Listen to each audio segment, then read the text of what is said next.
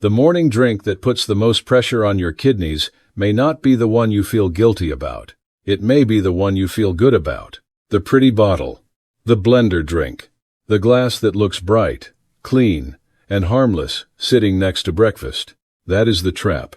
And before this video ends, I am going to give you one simple 10-second first sip rule that helps you tell whether a morning drink is truly helping your kidneys or just borrowing the look of something healthy.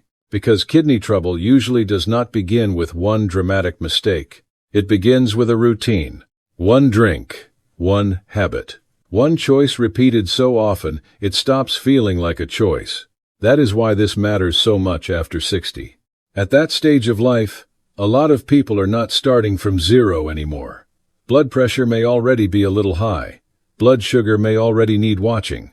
Maybe there is swelling some evenings. Maybe there have been kidney stones before. Maybe the labs were called a little off, but not alarming enough to feel urgent.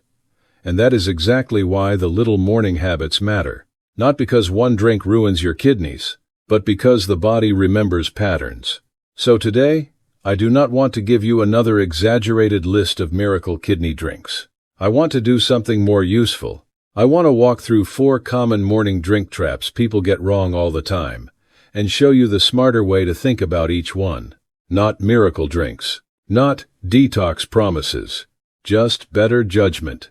First thing in the morning. And if you've ever bought a drink because the label looked healthy, comment water first below. That tells me you want the follow-up on the worst breakfast drinks for kidneys after 60. Let's start with number 4. Number 4. Smoothies. Smoothies may be the biggest health halo in the whole breakfast world. People hear the word smoothie and relax. Fruit, vitamins, fiber, energy, clean eating. It sounds healthy before the blender even turns on. And that is exactly why smoothies fool so many people. Here is the one line I want you to remember. A smoothie can be healthy, or it can be dessert in a blender. That is the whole issue. Because many smoothies are built to feel healthy, not to stay simple. A little fruit becomes 3 servings of fruit. A little yogurt becomes sweetened yogurt. Then comes orange juice. Then honey. Then syrup. Then flavored protein powder. Then peanut butter in big scoops. Then someone says, I added granola too, and now the thing that started out sounding like a light breakfast has turned into a sweet, heavy load in a glass. That happens in real life, all the time. You see it in cafes. You see it in store-bought bottles. You see it in home kitchens where people mean well but keep adding things, because every extra ingredient sounds healthy on its own. That is the sneaky part. Each ingredient sounds innocent by itself. But the final drink can still be far more than the body needed before breakfast is even finished. And for older adults, that matters.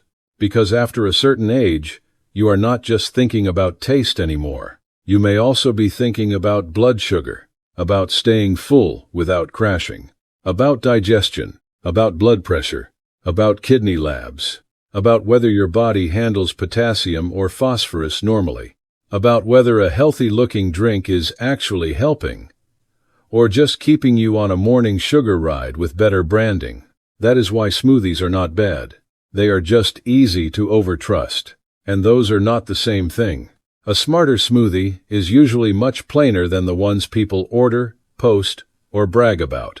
Smaller, less sweet, less crowded, maybe berries, maybe an unsweetened base, maybe enough to support breakfast, not become a giant sweet breakfast by itself. That is what makes it easier on the body.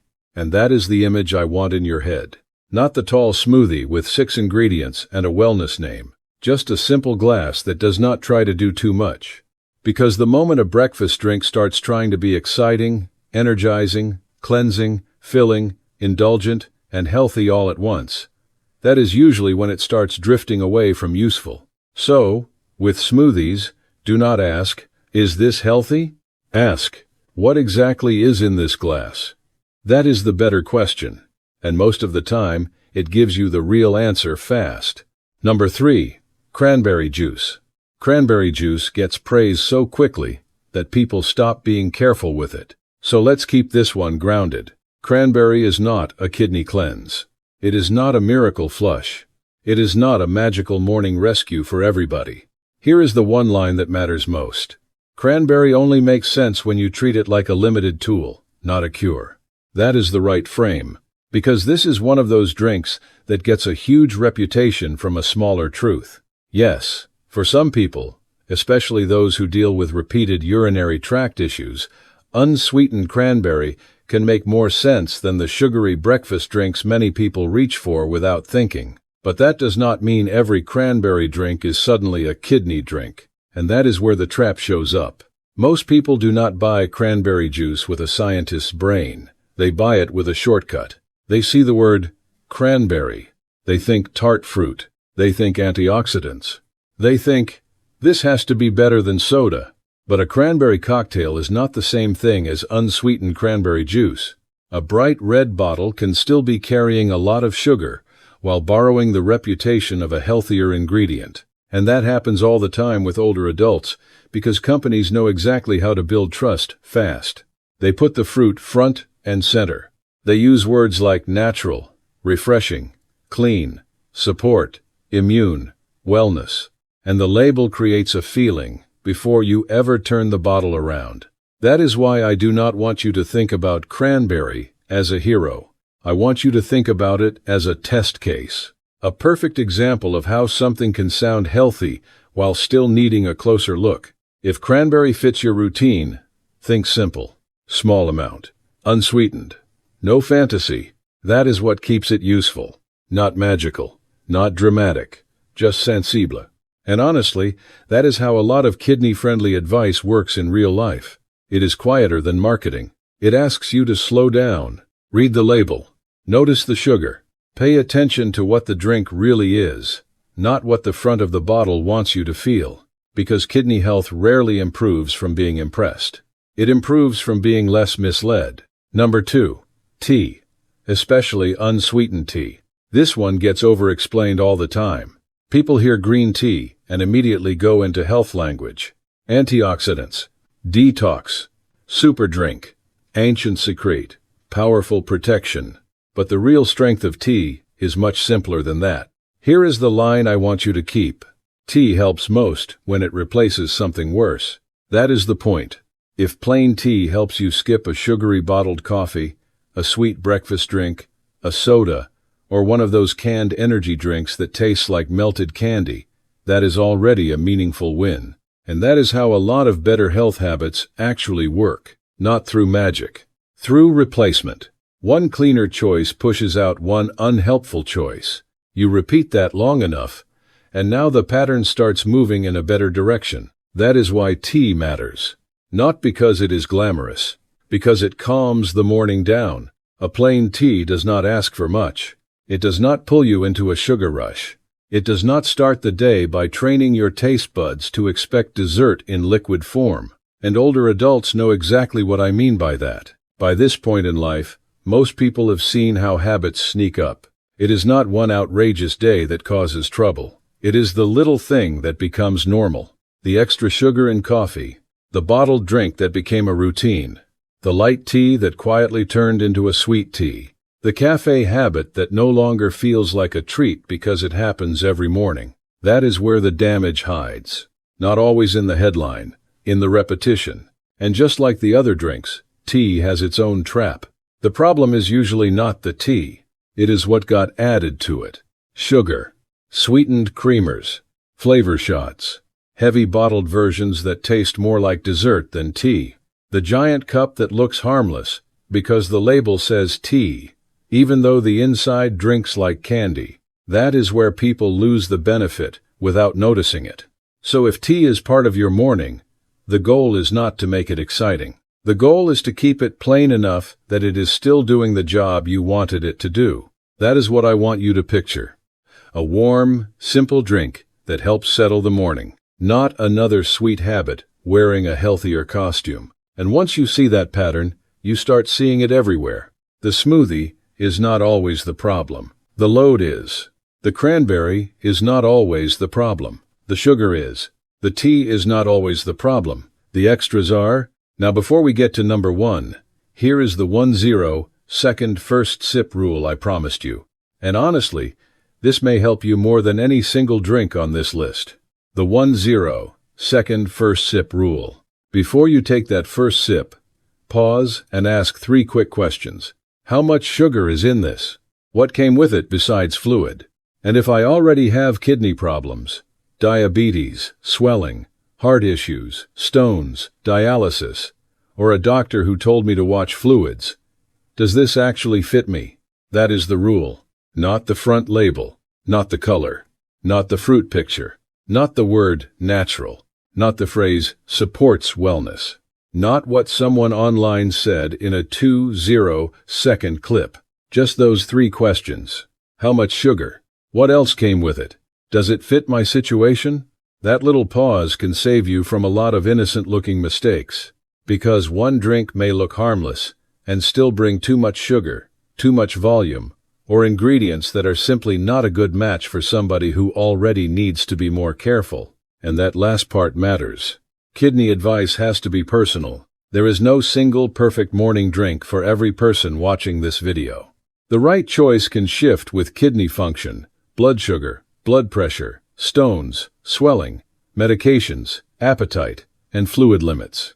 That is why flashy health advice can sound exciting and still be wrong. Real advice is quieter than that. Watch the pattern. Watch the extras. Make sure the drink fits the body you are actually living in. That is the kind of advice that tends to age well. Because the older we get, the less useful it becomes to chase miracle fixes. What helps more is learning how to spot the quiet mistake earlier. Now, number one, plain water. This is the one people underestimate because it feels too basic. But basic is exactly why it wins. Here is the line I want you to keep. Water is the strongest default because it asks nothing extra of your kidneys. That is its strength. No sugar, no syrup, no sweetener, no performance, no health halo, no confusion, just hydration without extra baggage. After a night of sleep, many people wake up a little behind on fluids.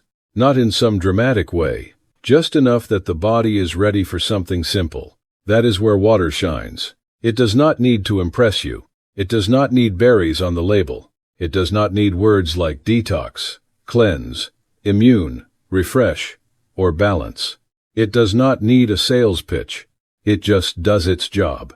And when you are trying to build a kidney-friendlier routine, that matters more than people think. Because the best habit is usually not the most exciting one. It is the one you can repeat. The one that does not come with extra sugar. The one that does not ask your body to sort through a bunch of unnecessary ingredients before breakfast is even over. That is why water is such a strong default. Not because it is trendy, because it is honest. It does not pretend to be more than it is. And that makes it very different from a lot of healthy-looking drinks that create work for the body while pretending to help. Now, one important nuance. More water is not automatically better for everybody. If someone has advanced kidney disease, fluid retention, heart failure, or a doctor-given fluid limit, the right amount may be different. So, this is not me telling every person watching to force down huge amounts of water. That is not good advice either. The better message is simpler than that. For many people, plain water is the best place to start. And for people with more complicated medical issues, the best amount may need to be individualized. That is really how kidney advice should sound. Not extreme, not one size fits all, not built around miracle drinks. Just clear choices that create less work for the body. And when you step back and look at all 4 drinks, the main lesson becomes very clear. The biggest risk is not always the obviously bad drink. Sometimes, it is the healthy-looking one that keeps a bad pattern alive. The giant smoothie that drinks like dessert. The cranberry bottle that sounds clean but comes loaded with sugar. The tea that started simple and disappeared under sweeteners and creamers. The breakfast drink that makes you feel virtuous while quietly pushing the day in the wrong direction. That is the real danger.